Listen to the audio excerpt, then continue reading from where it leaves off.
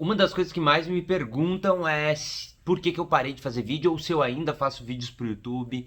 E a comunidade do YouTube é uma comunidade que eu realmente gosto muito. O YouTube em si é uma das pouquíssimas redes sociais que eu gosto muito ainda, de verdade, e é por isso que eu vou me expor aqui e abrir algumas verdades do porquê que eu parei de fazer vídeos aqui com tanta frequência como eu fazia há uns anos atrás, né? Há muitos anos atrás. E eu tô me dando conta só agora. Inclusive, se você tá chegando agora, eu sou o Gabriel. O nome do meu canal aqui é Gabriel Monta. Você pode me encontrar no Instagram também, como Gabriel Monta com 2T. Se você quiser continuar me acompanhando, fica à vontade. Eu pretendo continuar dando atenção aqui para essa comunidade que eu consegui criar no YouTube, mas eu acho justo a gente conversar sobre algumas coisas que vieram acontecendo, não só comigo, mas com o todo, né, que acabam interferindo em mim. Ali por 2020, durante a pandemia, foi o período assim que eu fiquei fazendo mais vídeos. Eu fiquei criando 2 vídeos, 3 vídeos por dia. Eu fazia live que duravam horas e horas. Só que assim como todo mundo, né? Eu também não saí a mesma pessoa da pandemia. Eu perdi uma pessoa muito importante para mim, que foi a minha tia. Eu fui criado pela minha tia a maior parte da minha vida. E a perda dela me fez começar a refletir, pensar e precisando muito tirar um tempo para mim, né? Também para eu pensar e elaborar a perda que eu tive durante a pandemia, porque eu tava aqui fazendo vídeos falando sobre política e no caso sobre a pandemia e sobre como isso estava virando uma loucura e como as pessoas não estavam levando a sério. E aí eu acabo perdendo alguém para justamente aquilo que eu tava na internet tentando falar e conscientizar as pessoas, né? Aí foi um momento que eu tive que botar o pé no freio, porque eu tinha outras coisas para fazer também, né? Eu tinha que cuidar dela ali no período que ela tava doente, e ao mesmo tempo eu tive que começar a cuidar de outras áreas que eu não cuidava até então, né? Eu tive que tomar algumas responsabilidades para mim que antes eram responsabilidades só da minha tia, por exemplo, é, a vida financeira dela, que é uma coisa que eu não, né, eu não tenho que cuidar a vida financeira de uma outra pessoa, mas como ela estava doente, foi um período que eu tive que entrar e cuidar disso. E aí quando você perde alguém, existe toda uma burocracia que é necessário, que tem que ser feito, porque a gente vive num lugar que precisa, né, de papel, de assinatura e leva para um lugar e faz alguma coisa. Eu também tive que passar por algumas situações muito complicadas, porque assim como eu fui criado pela minha tia, eu tinha uma prima que também foi criada por essa mesma tia. A gente cresceu junto, ela um pouco mais velha do que eu, né?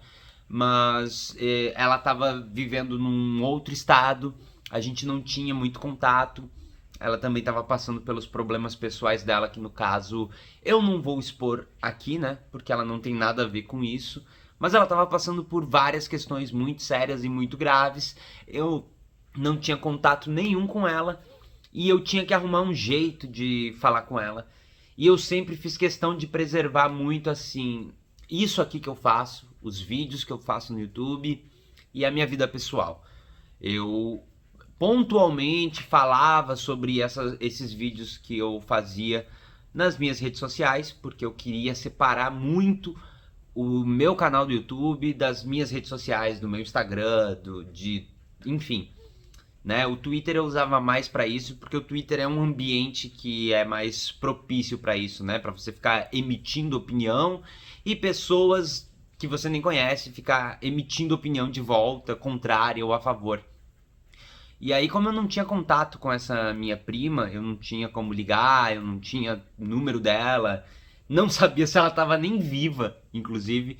Mas como ela era uma pessoa que foi criada também comigo por essa minha tia, eu tive que me expor e ir pra, tipo, dar uma entrevista numa emissora aqui afiliada da Globo, local, porque o meu objetivo me convidaram para falar sobre a pandemia, né?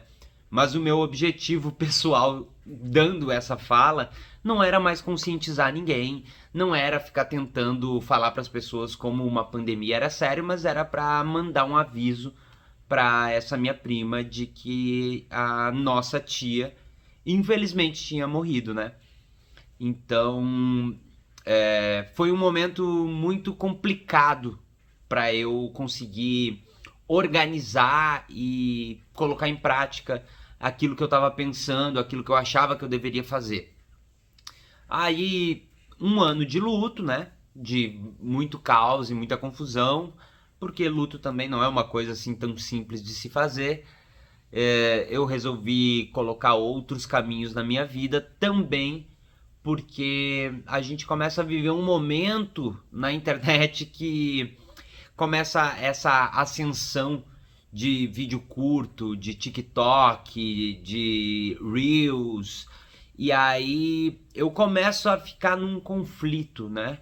Um conflito porque não porque eu sou uma pessoa super contra TikTok e acha que vídeos curtos não são são menos elaborados ou não é nada disso, tá? É mais por uma questão de eu acho muito estranho. Eu acho muito estranho uma disputa que começou a existir nesse período, justamente no período em que eu estava de luto e que eu já estava mais recluso e que eu já não estava produzindo tanto conteúdo. Existe uma disputa disponível até para pagar para que as pessoas entrem no aplicativo e usem o aplicativo, sabe? O YouTube, por exemplo, ele tem o YouTube tem essa troca, né? Você produz vídeo aqui e aí a gente te paga uma porcentagem porque você está criando conteúdo para a plataforma, você é um parceiro nosso. As outras redes sociais que vêm surgindo, existe um mecanismo um pouco diferente. O mecanismo que essas redes sociais vêm utilizando é o mecanismo de, inclusive, ofertar para que as pessoas usem o aplicativo e que elas, teoricamente, receberiam alguma recompensa, né? Então agora, por exemplo, o do momento é o Kawaii, que inclusive está patrocinando o Big Brother, né? Então o Kawaii fica fazendo propagandas e merchans na televisão, dizendo para as pessoas, entre no nosso aplicativo e você pode ganhar até sei lá quantos R$ 1.000 se você convidar amigos também para entrar no aplicativo. E aí eu começo a me perguntar, o que essas redes sociais estão vendendo para as pessoas? Por que elas estão gastando dinheiro com publicidade e o que é que elas estão oferecendo, vendendo para as pessoas, tentando fazer, sabe? Por exemplo, uma marca de café que faz uma publicidade. Você consegue entender que ela está vendendo café, sabe? Ela está fazendo publicidade para dizer: vem aqui tomar o nosso café, porque esse café aqui é o melhor, esse aqui é torrado na medida certa, esse aqui não tem cafeína. Enfim, pense o que você quiser sobre o café. Você consegue entender muito bem o que eles estão vendendo, mesmo que tenha toda uma estrutura fingindo alguma coisa. Mesmo que seja uma marca que você olhe para aquela propaganda, para aquele merchan, e você saiba que não é aquilo, sabe? Às vezes você não gosta daquela marca, você não gosta do gosto daquilo, você consegue entender. Agora, quando a gente está falando de publicidade de aplicativo, e esse aplicativo está te oferecendo dinheiro para entrar naquele lugar, me parece muito uma maluquice que está acontecendo, inclusive, com um site de aposta. Site de aposta é o tipo que te oferece dinheiro para entrar lá, para usar, para conhecer. E não é na inocência, né? Site de aposta te oferece um dinheiro, ou então fala assim, se você depositar tantos reais, você vai ganhar 3, 4, 5 vezes mais para você usar o aplicativo. Você não vai poder tirar esse dinheiro não vale nada, esse dinheiro não existe, mas você vai ganhar esse dinheiro para você continuar usando. E o objetivo desse dinheiro que você ganha é para justamente você acostumar o teu cérebro com aquele processo, para você viciar naquilo, né? Não tem outra palavra para isso, né? Quando a gente está falando de site de aposta e você sabe que corre o risco de vício, o objetivo desse site de te dar um dinheiro para você entrar e jogar mais do que o dinheiro que você colocou. Se eu coloco 50 reais e eu jogo 50 reais, acabou, né? Agora, se eu coloco 50 reais e eu ganho 300, 400, 500, significa que eu tenho uma quantidade X muito maior para continuar jogando e usando o meu cérebro naquilo e acostumando o meu cérebro com aquilo, com aquela recompensa, com aquele meio, e o meu cérebro vai pedir mais daquilo. E aí eu volto para aquele mesmo lugar, eu coloco dinheiro e eu gasto mais, e aí é assim que eles ganham dinheiro. Nesses sites, nesses aplicativos de vídeo curto, qual é a troca para eles te dar dinheiro efetivamente? Tipo assim, entra aqui, você pode ganhar até tantos R$ 1.000 convidando alguém. O objetivo é único e exclusivamente segurar as pessoas o máximo de horas por dia na tela, assistindo aquele aplicativo e não outro. Virou uma disputa tão grande por tempo de tela que para os aplicativos tanto faz eles pagarem 30, 40 reais, porque não é 1.000 e tantos reais. Isso raramente acontece. Agora, 30, 40, 50, 60 reais para as pessoas convidarem outras pessoas e usarem por determinado tempo é para viciar. É para que a pessoa tome aquele costume para usar aquilo ali e use cada vez mais para a plataforma ganhar dinheiro com publicidade. Quanto mais tempo você passar na tela rolando o feed, olhando videozinho curto, mais dinheiro quem tá ganhando é a plataforma. Você só tá perdendo tempo, né? Não é que você não vai achar um vídeo legal, não é que não seja divertido, não é que você não deva fazer isso. Agora, o processo de você oferecer dinheiro para atrair a pessoa, para a pessoa se acostumar e viciar naquilo, no meu ponto de vista parece muito com casa de aposta. Inclusive, na minha opinião, acho que isso deveria ser proibido. Não tem que deixar site de aposta e nem aplicativo oferecer dinheiro para as pessoas começarem a usar e usar por um determinado tempo. Acho que tem que pagar pelo trabalho das pessoas. Porque se esses aplicativos estão dando dinheiro assim, tem alguma coisa estranha, tem alguma coisa errada. E não é possível que as pessoas não consigam ver.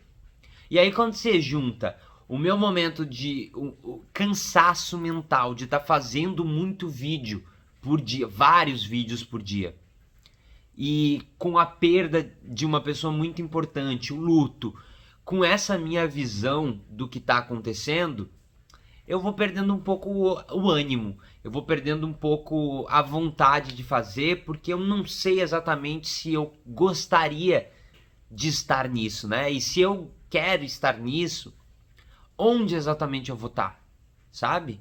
Porque quando eu tava fazendo vídeo de Big Brother, lá no BBB 20 ou 21, eu já nem lembro mais, o meu objetivo com aqueles vídeos era um, e eu atingi outro completamente diferente.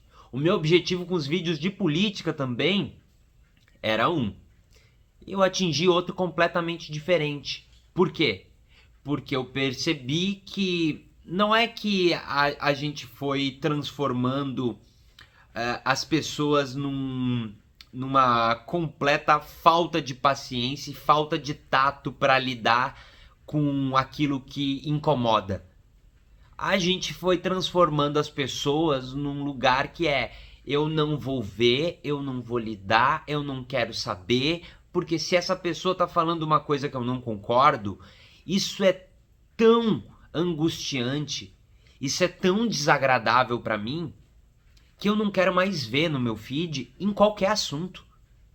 Isso se transformou em filme, isso se transformou em programa de televisão, isso se transformou em política, isso se transformou em futebol. Absolutamente tudo virou isso. É só você ver algumas brigas que rolaram de internet por causa de Barbie e Oppenheimer. Vai ver a torcida de algumas pessoas de Big Brother, de reality show. Vai ver as pessoas falando de política. vai ver como as pessoas estão lidando com qualquer assunto que seja. Parece que tudo virou uma situação em que, se tem uma pessoa no outro lado da tela falando uma coisa que eu não concordo, qualquer uma que seja, gera um desconforto tão grande nas pessoas que as pessoas não conseguem lidar, a não ser com o bloquear, com o excluir, com eu não quero ver isso está me fazendo muito mal. Eu não posso ficar sabendo de aquecimento global. Entende? Uma pessoa se incomoda com outro ser falando de aquecimento global, porque daí gera angústia, ansiedade, eu não quero me sentir assim.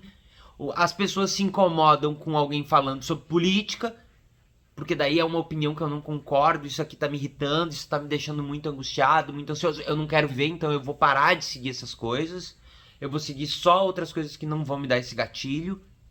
Mas isso também passou para absolutamente qualquer coisa. Se você for para a internet e você emitir uma opinião sobre comida, vai gerar algum tipo de confusão e de atrito que você não imaginava. Se você for para a internet compartilhar uma frustração, um sofrimento seu, uma angústia tua, uma dor, isso pode ser que vire um caso que uma parte da internet, que não é o país inteiro, né? Mas existe uma parte da internet que ainda assim é um número muito grande, que vai ficar revirando aquilo e falando sobre aquilo e gerando opinião sobre aquilo como se aquilo fosse num mesmo nível de gravidade que questões políticas, por exemplo, que questões que decidem se algumas pessoas vão viver ou vão morrer, se essas pessoas vão poder sair na rua ou não. E eu não consigo fazer isso, sabe? Na minha cabeça tá muito bem definido o que é grave, o que não é grave, o que é uma coisa que eu não concordo, o que é uma coisa que eu não gosto, o que é uma coisa que eu olho e eu só repudio. Eu não acho bom, não gosto, não gostaria de ter por perto, acho que isso é errado. Mas não tá na mesma caixa que várias outras coisas, né? Não tá na mesma caixa que várias outras questões. Isso é mais uma das coisas que ficou na minha cabeça durante esse tempo, né? E aí, durante esse tempo em que eu fico tentando elaborar e entender, porque eu realmente gosto de produzir vídeo, eu gosto de fazer conteúdo, eu gosto de produzir vídeos pro YouTube, eu gosto de criar comunidade no YouTube. Eu acho isso muito legal, eu acho isso incrível, eu acho incrível como no YouTube você consegue criar comunidade, criar pessoas envolvidas por uma produção de conteúdo, seja ela qual for, no formato que seja, entende?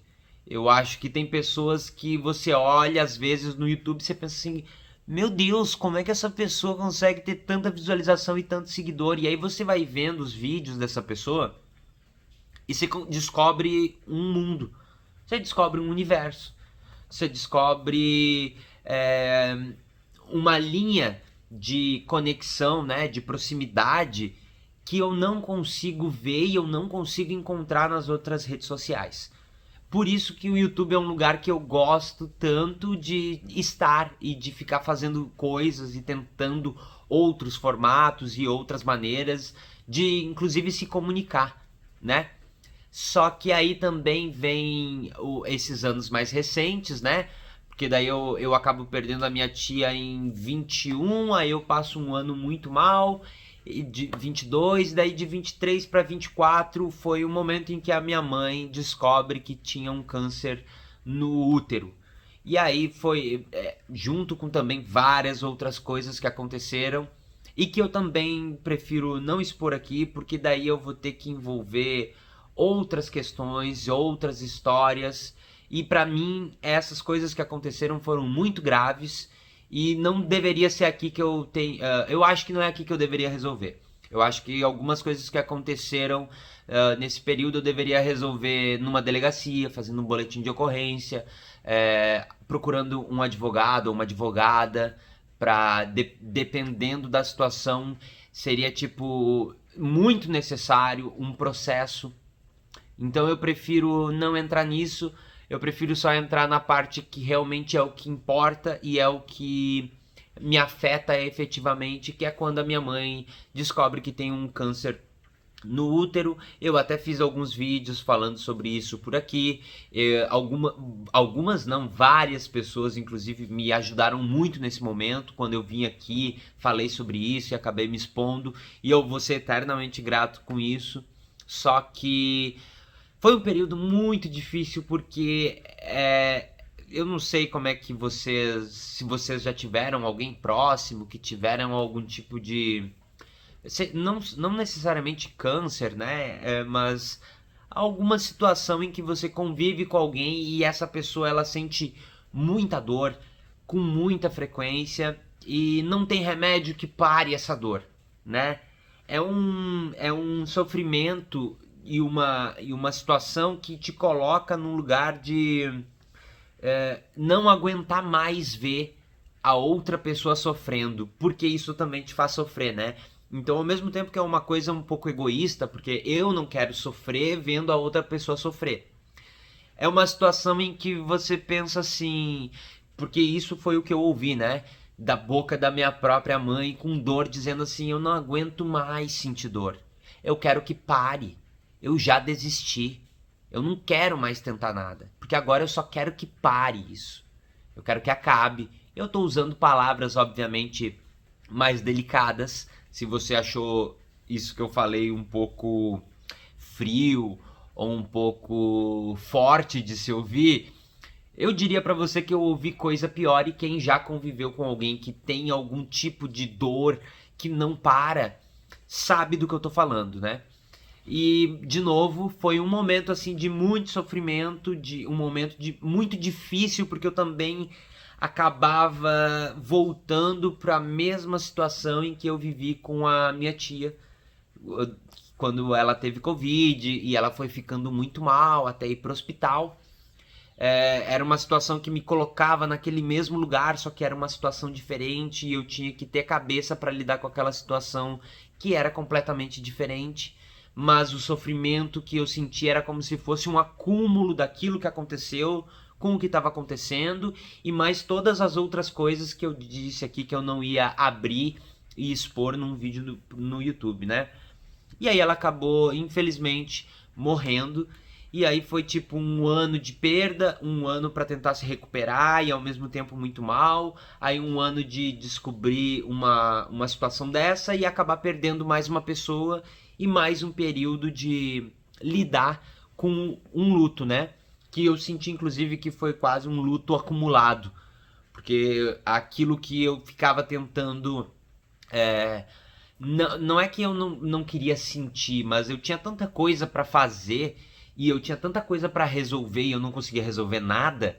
E eu ficava arrumando outras coisas pra minha vida, né? No caso, pra não resolver aquilo que eu deveria resolver, que eu meio que, sabe, o YouTube definitivamente não era uma prioridade. O YouTube não era o lugar que eu gostaria de estar, até porque era só olhar pra minha cara que dava pra ver que tinha alguma coisa acontecendo. Eu cansei de ler comentários nos poucos vídeos que eu fui postando sobre tipo, o que tá acontecendo? Você tá com uma cara de quem tá morrendo no vídeo. Mas esse é um momento em que eu posso dizer que eu tô me sentindo um pouco melhor. Esse é um momento que eu posso dizer pra vocês e pra essa comunidade que eu criei no YouTube, que inclusive eu pedi ajuda nesses momentos complicados aqui da minha vida, que eu tô me sentindo um pouco melhor, que eu tô conseguindo respirar um pouco melhor, né? Não 100% não, né? Não é isso que eu estou querendo colocar aqui, mas muito melhor para poder falar e ter esse tipo de conversa, né? Aí se eu junto todas essas coisas que eu tô falando para vocês com também algumas escolhas da própria plataforma do YouTube, né? Que escolheu um outro direcionamento. O YouTube tem uma coisa que as outras redes sociais não têm. Definitivamente não tem. O mais próximo disso que se tem são grupos de Facebook, por exemplo, que as pessoas que têm grupos de Facebook de assuntos específicos de nicho sabem do que eu estou falando.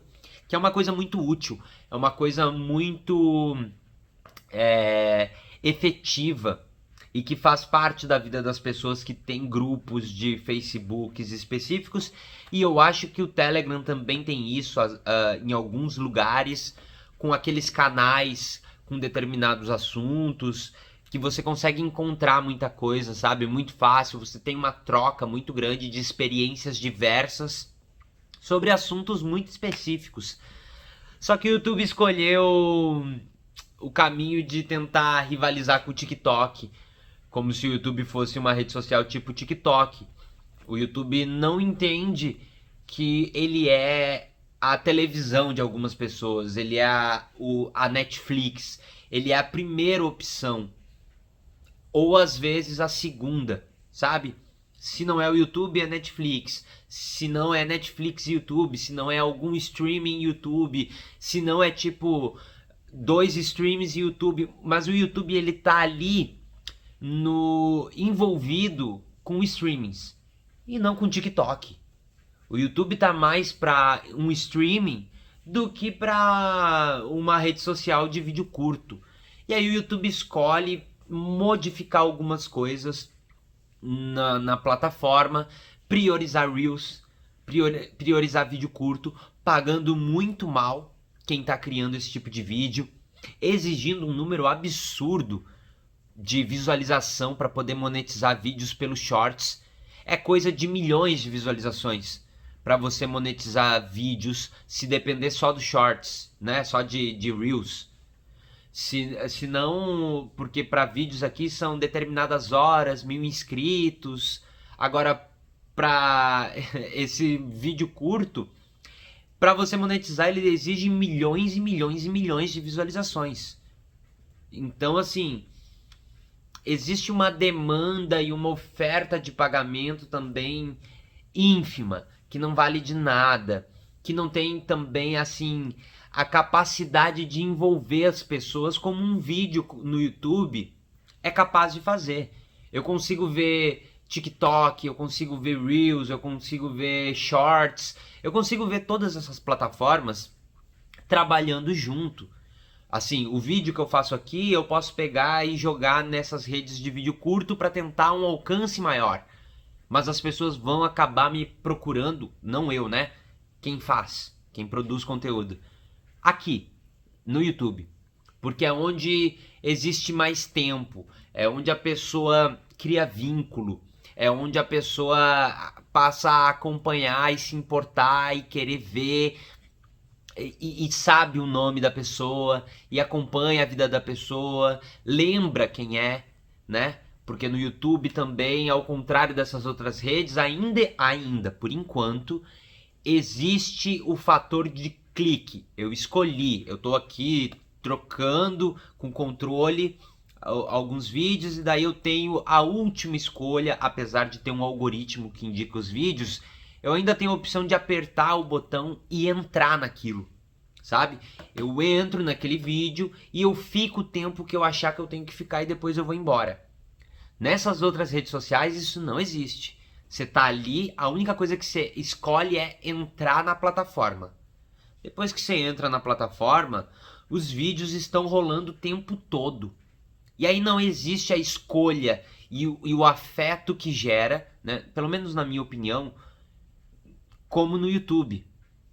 Como em qualquer outra rede que você escolhe ver alguma coisa. Quando você troca de canal, por exemplo, também você acaba ali, tem um monte de coisa passando que você não controla. Mas você tem o clique, você tem a escolha, sabe? De eu vou entrar nisso aqui, eu vou me envolver nisso aqui, se eu não gostar eu saio, né? Se você juntar tudo isso, eu sei que são várias coisas muito diferentes, né? Eu também passei por mudanças, eu mudei de cidade, aí depois eu tive que ir para casa da minha mãe, passar um tempo lá, só que ao mesmo tempo eu tinha coisas que eu tinha que fazer que eram fora dali. Então eu precisava de um suporte para cuidar da minha mãe. Eu perdi esse suporte que eu tinha com a minha mãe. Aí eu não podia deixar ela sozinha e ao mesmo tempo eu tinha que dar um jeito de resolver várias questões, como eu disse, quando uma pessoa fica doente e ela acaba falecendo, tem várias coisinhas que você tem que passar a olhar e cuidar e tentar resolver, né? Que normalmente no dia a dia você não faz e não cuida disso. Se junta tudo isso, gera um cansaço que me deixa um pouco, que me deixou, na verdade, né, muito perdido, de não saber como fazer, como começar, como organizar. Eu não via sentido em nenhum assunto que eu pudesse vir aqui colocar para compartilhar, mas o que eu posso dizer para vocês que ainda estão por aqui é que eu tô me esforçando para buscar outras referências, outras maneiras de se comunicar, outras maneiras de falar, outros assuntos para abordar. E o que eu posso dizer é que eu vou testar vários formatos, porque se eu gosto de fazer vídeo, se eu gosto de produzir vídeo, de ficar fazendo vídeo e falando pro YouTube, eu vou testar, eu vou olhar o que está acontecendo, eu vou olhar o tipo de vídeo que eu gosto de assistir, eu vou fazer para justamente também entender se é aquilo que eu gosto de fazer, se eu gosto de fazer aquilo daquele jeito, daquele formato ou não. Até porque é, eu posso fazer isso aqui, né?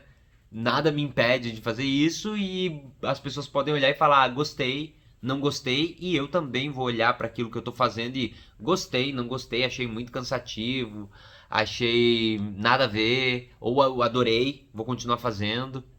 Mas eu acho importante falar sobre isso, porque esse é um assunto também que vem sendo muito recorrente, eu venho falando com várias pessoas sobre isso. E eu acho injusto não vir aqui no YouTube falar também, né? Porque se eu tô conversando com as pessoas que estão próximas de mim sobre isso, eu acho que esse é um assunto que eu deveria trazer para a comunidade também que eu criei no YouTube. Então, se você tava por aqui e ficou pensando, pô, faz tempo que eu não vi essa pessoa, faz tempo que eu não vi essa cara, faz tempo que eu não te via por aqui, toda a explicação é isso, tá? Não é uma justificativa, não é uma coisa pra, meu Deus, como o que sofrimento que esse ser humano tá passando, não é isso. Eu acho que é só uma troca, né? Tem gente que tá aqui e que fica comentando e que fica sentindo falta e que eu acho justo ter a explicação para que as pessoas entendam efetivamente o que é e não fique imaginando outras coisas, tá bom? Então, se você quiser, se você inclusive chegou aqui por causa desse vídeo só e única e exclusivamente, nunca tinha me visto, pode se inscrever aqui se você quiser, dar uma olhada em outros vídeos que tem por aqui. Eu vou criar outros vários tipos de vídeos e conteúdos por aí sempre, porque é o que eu gosto de fazer. Então se você quiser saber também, você pode me seguir no Instagram. O Twitter eu parei de usar. Eu também usava muito o Twitter e eu não uso o Twitter desde o dia 1º desse ano, a gente tá em 2024, né? Eu já nem sei mais.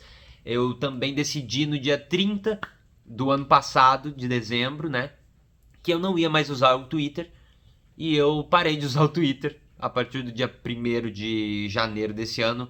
Eu não abri mais o Twitter, o Twitter eu abro, na verdade, quando alguém me manda um link, e aí eu clico no link e eu abro num navegador, não é nem na minha conta.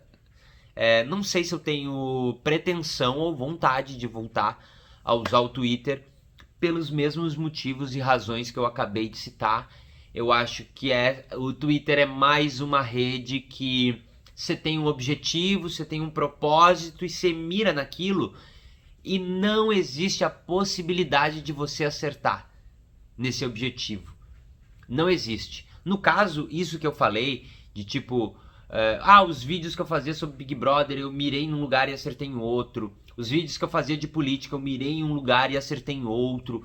Isso é culpa única e exclusivamente minha e da maneira que eu tô me comunicando, né? Se eu não conseguir fazer aquilo que era o meu objetivo, eu acho que o responsável é só eu, né? Porque quem tinha que cuidar e pensar não tá dando certo, tem que encontrar uma outra maneira de fazer, sou eu. Agora, tem outras redes sociais que eu já percebi e entendi, né? Eu posso estar completamente errado, tomara que eu esteja, mas eu já entendi que não existe essa intenção. Você pode ter a melhor das intenções, você pode ter o melhor dos objetivos e você pode tentar de todas as maneiras. Dificilmente você vai conseguir chegar no teu objetivo, porque o Twitter é um desses lugares que ele foi feito de uma maneira e ele foi sendo moldado ao ponto de que não existe maneira de se criar um conteúdo se não for o conflito e o embate, como se fosse a final de um campeonato de duas torcidas muito fanáticas. Não existe a possibilidade disso e você pode ver da maneira que for. Existe página de fofoca que cria uma notícia, cria um assunto só para ganhar engajamento, só para ganhar like, para ganhar interação, para ter gente ali fazendo alguma coisa para esse número crescer, para ganhar mais e mais e mais seguidor.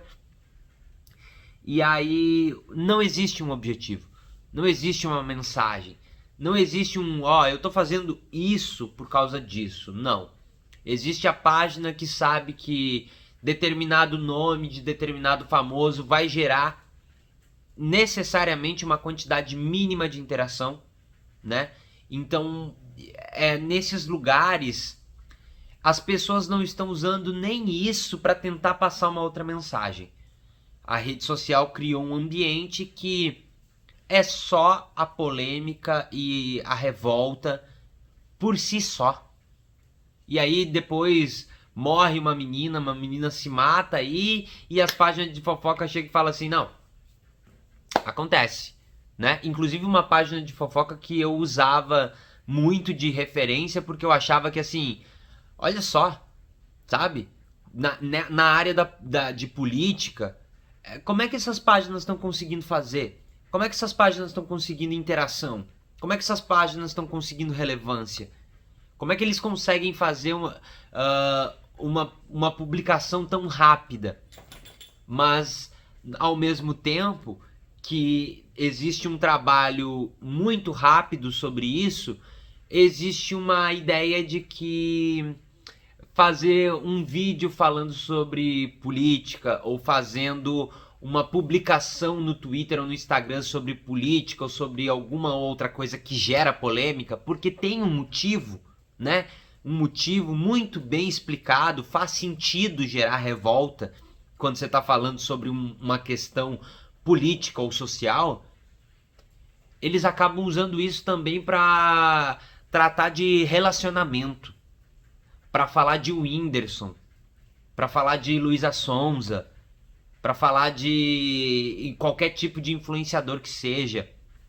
E aí eles não estão vendo que a régua de revolta está aumentando, como se o relacionamento de influenciador tivesse o mesmo nível de gravidade do que, sei lá, questões muito graves, como negacionismo, como o político falando e fazendo um monte de absurdo e trabalhando, recebendo dinheiro público e fazendo lei para agradar só a galerinha dele. Não é a mesma coisa. Definitivamente não é. É muito diferente e o cuidado tem que ser muito diferente. Porque você tá falando de vida de outras pessoas. Aí depois surge o tipo, não, mas a menina que acabou se suicidando, ela que criou um print sobre... Como se fosse mudar alguma coisa. Eu não quero entrar nesses detalhes, mas eu quero que vocês entendam como se que existe níveis de discussão, que existe aquilo que é muito grave, existe aquilo que é grave, existe aquilo que é mediano, existe aquilo que é muito pouco grave e existem coisas que é nada grave. Existem coisas que não vão mudar. Existem coisas que são só debate, de tipo, isso, eu acho isso. Aí outra pessoa fala, não, eu acho aquilo. E a vida vai ter que seguir, sabe? Eu tô vendo página de fofoca querendo se defender depois que aconteceu a morte de alguém, depois que uma pessoa tirou a própria vida, pra dizer, tipo, não, aí ó, tá vendo? A gente postou e publicou uma fofoca e a pessoa acabou tirando a própria vida, mas o print quem fez foi ela mesma. Então, como se a culpa diminuísse, como se mudasse alguma coisa. E essa régua, eu sinto que essa régua na sociedade em geral, ela tá completamente desequilibrada, completamente desbalanceada e pode ver. Pega pra você aquilo que é minimamente aceitável. Pega aquilo que pra você é tipo, ó, isso aqui pra mim é o mínimo que a gente precisa pra viver em sociedade, pra não ruir tudo, para as pessoas não saírem se dando tapa na cara, se agredindo, se matando, sei lá. Pega aquilo que você acha que é o mínimo. Você não vai conseguir entrar num consenso. Não vai existir consenso no mínimo. E isso é há muito tempo. Não é agora que está acontecendo. Eu não estou acordando para isso agora porque é só você ver os meus vídeos e você vai ver que eu estou falando o quê? 7, 8 anos sobre isso. Não é isso. Mas o que eu estou vendo é que está escalonando cada vez mais. E aí agora eu precisava desse tempo, depois de tudo isso que aconteceu, e vendo as possibilidades de futuro, e eu também não quero entrar naquele lugar de tipo, no meu tempo era muito melhor, porque a próxima geração está perdida. Eu não gosto desses papos, não é isso que eu acredito, mas eu acho que eu precisava tirar um tempo para refletir e entender o que eu vou fazer, como eu quero fazer e como eu quero fazer parte, se é que eu quero fazer parte desse surto coletivo que está se transformando, porque vocês vão me desculpar. Mas para mim, aplicativo de vídeo curto, fazendo publicidade na televisão, convidando as pessoas para entrar e usar o aplicativo e oferecendo dinheiro para as pessoas usarem o aplicativo para simplesmente passar o dia assistindo vídeo, para mim é surto. Para mim, propaganda de site de aposta, dia e noite, toda semana surgindo um site de aposta novo, e a gente tratando isso como normal, para mim é surto coletivo.